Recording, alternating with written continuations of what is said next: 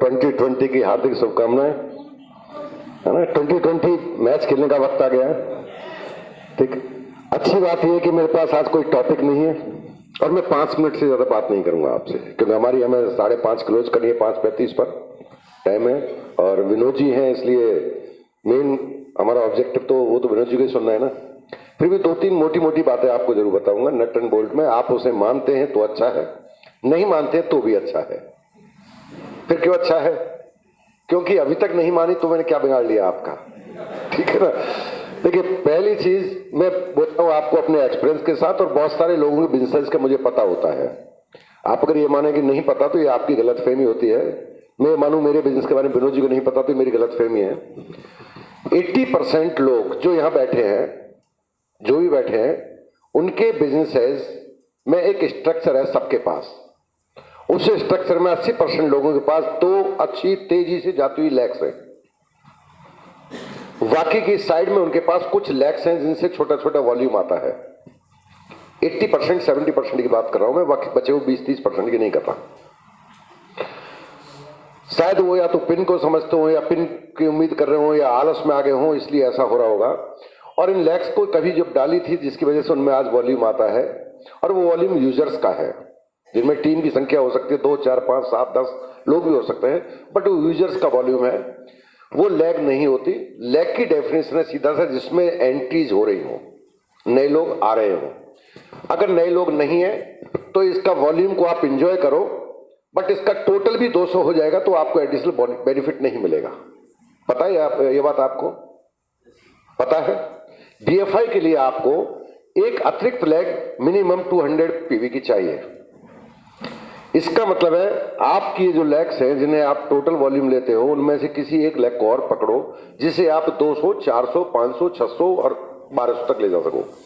अगर ऐसी सिचुएशन नहीं है आपके साथ तो आपका काम 2020 में एक ही है, स्पॉन्सर 1 न्यू पीपल।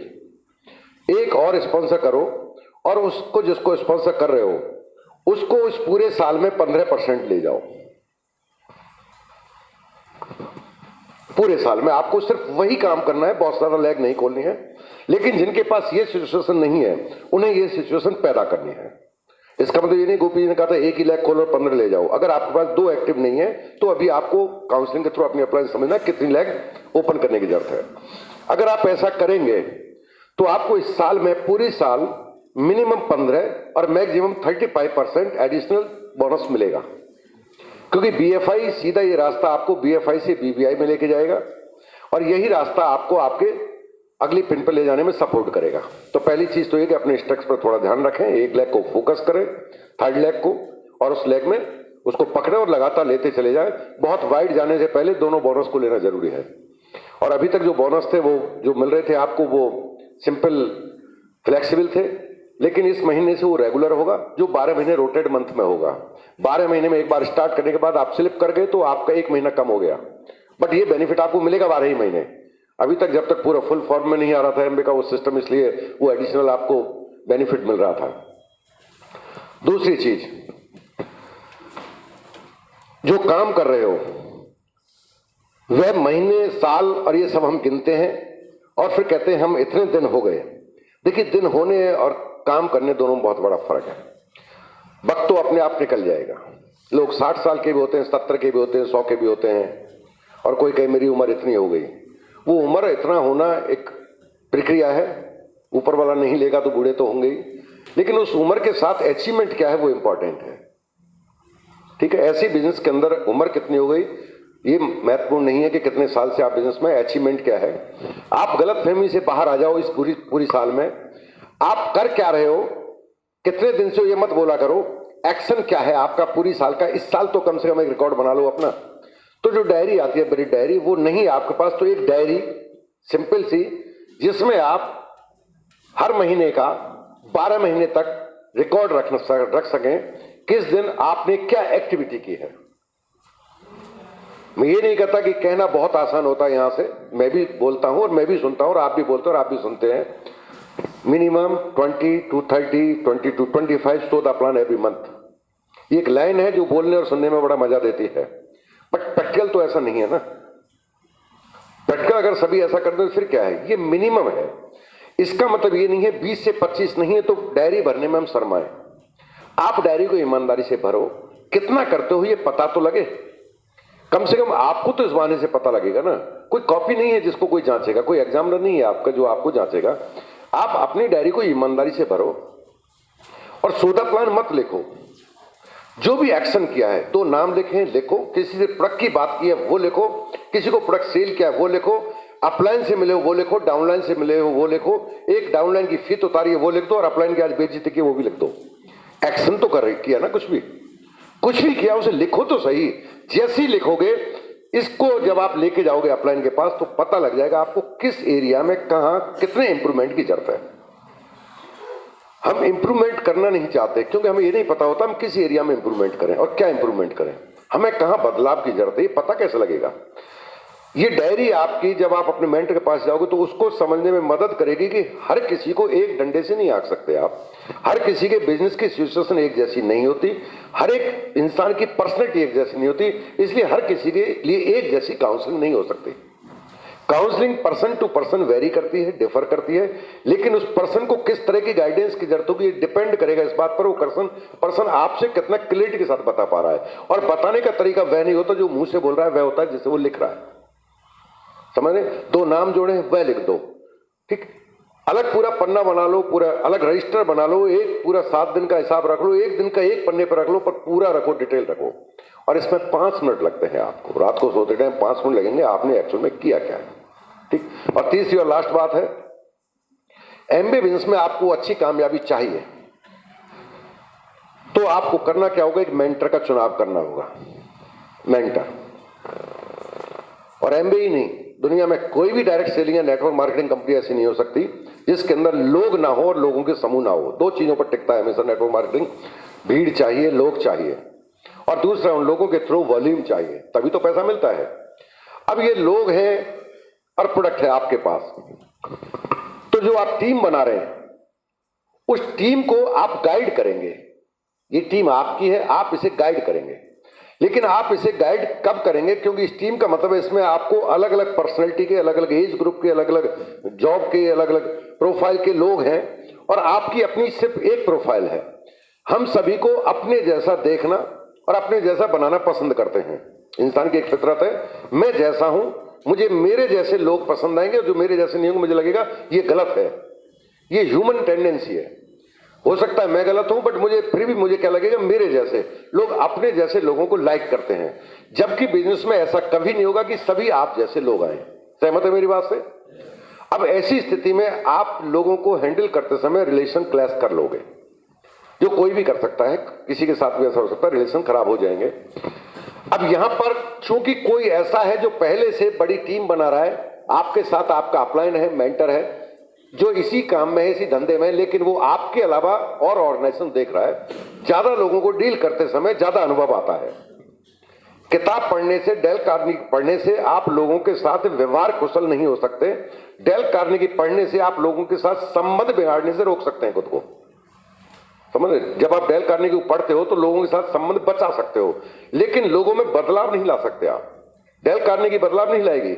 मैंने डेल कार्नेगी का एक्सपर्ट हूं और मैं बदलाव लाना चाहूं इन भाई के अंदर, मैं कैसे लाऊंगा? ये जब संभव होगा जब ये डेल कार्नेगी पढ़ेंगे। क्लियर ना बात? इसका मतलब कोई किसी की बात को मानना, सुनना, जानना नहीं चाहता है। हर आदमी अपने आप को खुद का निर्णय लेता है। अब चूंकि आपके अपलाइन के पास ज्यादा सिचुएशंस आई हैं, ज्यादा लोगों को डील किया है, तो ज्यादा प्रैक्टिकल एक्सपीरियंस आया है। और ज्यादा प्रैक्टिकल एक्सपीरियंस कब आता है? जब सिचुएशंस को ज्यादा बार हैंडल करना पड़ा हो और ज्यादा बार खराब हुई हो सिचुएशन। जितनी बार सिचुएशन ज्यादा खराब होंगी तभी तो आप ज्यादा अच्छे से हैंडल करना सीखोगे, तो उसके अनुभव का लाभ उठा सकते हो। अगर आपको एमबीए में बहुत बड़ी कामयाबी चाहिए तो चूज ए मेंटर, एक मेंटर का चुनाव करना है। ये मेंटर है, बड़ी खतरनाक चीज का नाम है। हमें मेंटर बनना अच्छा लगता है, मेंटर चुनना अच्छा नहीं लगता। कुछ गलत फहमी अगर आपके दिमाग में है उन्हें आज निकाल देना, और मेरी बात अगर कहीं कंफ्यूज करती है तो प्लीज जो अच्छा लगता है वही मान लेना। आप बैठना अपलाइन के साथ, जो अपलाइन में आपसे बड़ी पिन पर हो वही मेंटर हो, ये नहीं है इसका मतलब। अपलाइन में बड़ी पिन पर है या जो अपलाइन में वही मेंटर हो, ऐसा नहीं है। इसका मतलब यह कि अपलाइन में से ही मेंटर होना चाहिए, ना कि कोई जिद है कि यही मेंटर होना चाहिए। किसी की मेरे साथ अगर रिलेटिविटी नहीं है, किसी को मेरी कुछ पर्सनल हैबिट लाइक नहीं है और मैं उसकी अपलाइन वो ही मुझे मेंटर माने, अगर वो मुझे नहीं मानेगा तो वो बिजनेस नहीं कर पाएगा, ऐसा नहीं है। अगर ऐसा लगता है और वो बिजनेस करना चाहता है तो उसे मेरे ऊपर किसी अपलाइन के संपर्क में आ जाना चाहिए। क्लियर है बात? और मैं ये अधिकार जमाऊं नहीं, तुम्हें मुझे ही मेंटर मानना होगा तो मैं अपने बिजनेस को क्रैश कर रहा हूं, खत्म कर रहा हूं। तो आपको अपनी अपलाइन में एक मेंटर चुनना है, एक ऐसा इंसान जो आपसे बड़ी पिन पर हो, आपकी अपलाइन में हो और जिसके अंदर कुछ वैल्यूज नजर आती हो। आपको वैल्यूज नहीं है तो वो अपलाइन करता क्या है? अपलाइन आपके बिजनेस को कभी नहीं बनाता है। बिजनेस को हमेशा हम और आप बनाते हैं, खुद ही बनाते हैं। अपलाइन आपके बिजनेस को दिशा देता है, अपलाइन आपके टीम के अंदर वैल्यूज देता है, अपलाइन आपको तराशता है, अपलाइन आपको वैल्यूबल बनाता है।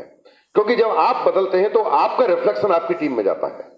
अगर आपका अपलाइन सिर्फ वॉल्यूम की बात करता है, वॉल्यूम ही ले रहा है और आप भी अपलाइन सिर्फ वॉल्यूम सीखने जा रहे हैं तो दोनों ही गलत दिशा में जा रहे हैं। सिर्फ वॉल्यूम पीवी की बात कर रहे हो तो पीवी और वॉल्यूम के अंदर कहीं भी संस्कार नहीं होते। अगर पीवी और वॉल्यूम की बात होती तो ब्रेड सिस्टम की जरूरत ही नहीं होती। किताब पढ़ने की कहां जरूरत है? बड़ी सोच का बड़ा जादू में एक लाइन नहीं लिखेगी जो पीवी पर बात करती हो। फिर क्यों कहते हैं हम कि अगर आपको सफल होना है तो बड़ी सोच का बड़ा जादू किताब पढ़ो? समझ रहे? तो ये वैल्यूज आपके अपलाइन के द्वारा आनी चाहिए। बिजनेस के अंदर गाइडेंस है जो भी है वो आपको अपनी अपलाइन मेंटर के द्वारा लेनी है। और जब आप टीम बना रहे हो तो अपनी टीम के अंदर आपको अपनी अपलाइन को फ्लो करना होगा। जब भी बातें करें तो आप बताइए कि इसका सोर्स क्या है और वो source always should be very authentic. मैं अगर कोई बात कर रहा हूं और बोल रहा हूं ये सब मैंने विनोद जी सीखा है तो मैं विनोद जी को प्रमोट करने के लिए ऐसा बोल रहा हूं और विनोद जी से नहीं सीखा है मैंने, तो मैं अपने साथ अपनी अपलाइन की बेइज्जती पर तुला हुआ हूं। और ये लोग बहुत गलती करते हैं। ये क्या वास्तव में ऐसा बोला है? हम करते क्या है? अपनी गलती को छुपाने के लिए कई बार मेंटर को भी बदनाम कर देते हैं। ये बात मुझे गोपी जी ने बताई, ये बात विनोद जी ने बताई, ये बात प्रकाश जी ने बताई, ये बात राम राकेश ने बताई है। क्या रियल में बताई है? किसी और सीडी सुना हो, किसी और लीडर सुना हो, किसी और व्यक्ति सीखा हो और हम सबका ठीक रखा फोड़ देते हैं। तो इससे आपकी इमेज जाती है। क्यों? क्योंकि जिसका नाम आप ले रहे हैं जो आपकी अपलाइन में, वो आपके ऑर्गेनाइजेशन की भी अपलाइन में है और उनके भी संबंध अच्छे हैं। जिस दिन ये बात पता लगा कि आपने उनका मिसयूज किया है, उसका ट्रस्ट आपसे चला जाएगा। और जिस दिन ट्रस्ट गया उस दिन आपकी सारी मेहनत खराब हो जाएगी। और फिर क्या होगा? सर आपने मेरी लाइन में ग्रुप में जाने ऐसा क्या बोल दिया जिस दिन से वो फला व्यक्ति आपसे मिला उसके बाद वो मुझसे टेढ़ा टेढ़ा चलता है। मैंने कुछ नहीं बोला, उसने कुछ नहीं बोला, मेंटर ने, बस सच्चाई का पता लग गया था जो आपने जिसके ऊपर पर्दा डालने की कोशिश की थी। समझे? Be a good mentor, choose a good mentor and be a good mentor. अच्छे मेंटर को चुनाव करो, अच्छा मेंटर बनो। आप में से हर इंसान मेंटर है। हर वो इंसान जो अपनी टीम के एक व्यक्ति पर भी ट्रस्ट करता है और उसका डाउनलाइन उस पर ट्रस्ट करता है, वो मेंटर की क्वालिटी रखता है। मेंटर का मतलब सिर्फ प्लेटिनम और बड़ी पिने नहीं होता। मेंटर मतलब जो आपको सही रास्ता दिखा सके, एक कोच जो आपको सही दिशा में लेके जा सके।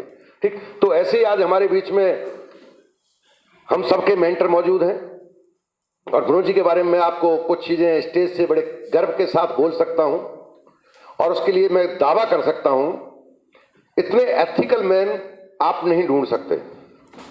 मैं उनके साथ निजी तौर पर पिछले 18-19 साल से व्यक्तिगत संबंध है मेरे। और जब व्यक्तिगत पारिवारिक संबंध होते हैं तो आप बहुत सारी चीजें ऑब्जर्व करते हैं, वो भी चीजें आपकी नजर में होती हैं जो बिजनेस का हिस्सा नहीं होती। जब आप अपलाइन डाउनलाइन की तरह व्यवहार करते तो आपको सिर्फ वही चीजें पता लगती हैं जो एक बिजनेसमैन को आपस में एक दूसरे बिजनेसमैन को पता होना चाहिए। लेकिन जब पारिवारिक संबंध बन जाते हैं तो आपके और अपलाइन डाउनलाइन के रिलेशन के बीच में बहुत सारी ऐसी चीजें भी होती हैं जो बिजनेस का हिस्सा नहीं होती। उसके आधार पर मैं बोल रहा हूं, उनके जैसा एथिकल मैन मैंने नहीं देखा। सच्चा आदमी, एथिकल मैन का मतलब है सच्चा आदमी। मैंने कभी उनके मुंह से किसी के लिए कभी एक शब्द बुराई का नहीं सुना। काश उनके अंदर जो वैल्यूज हैं वो सारी की सारी हमारे अंदर ट्रांसफर हो जाए। मैंने कभी भी उनको किसी को भ्रमित करते, गुमराह करते नहीं देखा, कभी भी। ऐसे इंसान की छत्र छाया में हम लोग मौजूद हैं। और अगर बिजनेस की बात करूं, मैंने कभी किसी लीडर का इतना स्ट्रांग बिजनेस नहीं देखा कि मेरे अपलाइन इसलिए बोल रहा हूं, नहीं, मैं आपको फैक्ट बता दूं, ये लाइन वो है जो एमबे के जो हमारे अकाउंट मैनेजर होते हैं, शेम होते हैं अकाउंट मैनेजर के ऊपर, सीनियर अकाउंट मैनेजर, उनकी लाइन है नॉर्थ इंडिया में इतना स्ट्रांग, इतना प्रॉफिटेबल बिजनेस किसी का नहीं है।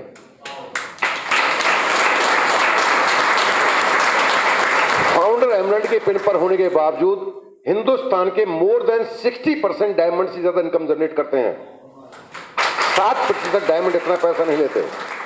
और कितना सॉलिड बिजनेस होगा इसका अनुमान इससे लगाइए, महीना शुरू हर किसी के लिए वही 1 और 2 तारीख को होता है, उनका भी 1 और 2 को होता है, लेकिन 2 का शुरू होने के बाद किसी का 30 निकल जाता है, बिजनेस नहीं सरकता है। उनका 2 को सुबह होता है और 2 को शाम को 10,000 हर लाख क्रॉस कर जाती है। इस सबके बावजूद कितना इंसानियत जिसे कहते हैं वो उस इंसान के अंदर है। तो आप उन्हें सुनना चाहोगे? आप बहुत ही भाग्यशाली हो अगर उनको आप सुन पाते हो, इसमें कोई शक नहीं है। ये प्रमोशन नहीं है।